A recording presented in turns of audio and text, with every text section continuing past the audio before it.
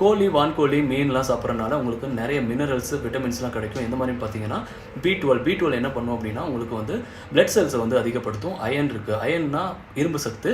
Zinc என்ன பண்ணும் அப்படின்னா, உங்களோட டேஸ்ட்டோட சென்ஸையும், ஸ்மெல்லோட சென்ஸையும் வந்து அதிகப்படுத்தும். ஒமேகா 3 வந்து உங்களுக்கு இதய பிரச்சனை எதுவும் வராமல் பார்த்துக்கும்.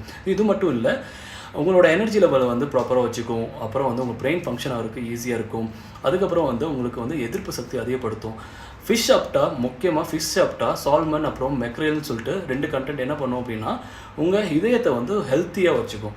ஸோ ஃப்ரெண்ட்ஸ், இந்த அளவுக்கு வந்து நீங்கள் நான்வெஜ் சாப்பிட்றதுனால பெனிஃபிட்ஸ் இருக்குது. டெய்லி நான்வெஜ் சாப்பிட்றதுனால என்ன பலன் இல்லைன்னு பார்ப்போம். ரெட் மீட், அதாவது வந்து மாட்டிறைச்சி, ஆட்டிறைச்சியும் வந்து நீங்கள் டெய்லி சாப்பிட்டீங்க அப்படின்னா இதய பிரச்சனை வர வாய்ப்புகள் இருக்குது. ஏன்னா நிறைய கொழுப்பு வந்து அதிகமாக இருக்கிறனால உங்கள் கொலஸ்ட்ரால் அதிகமாகி ஹார்ட் பிரச்சனை வர்றதுக்கு நிறைய வாய்ப்புகள் இருக்குது. பதப்படுத்தப்பட்ட இறைச்சி, அதாவது வந்து சாசேஜ், ஹாட் டாகு, அதுக்கப்புறம் டெய்லி மீட்டு,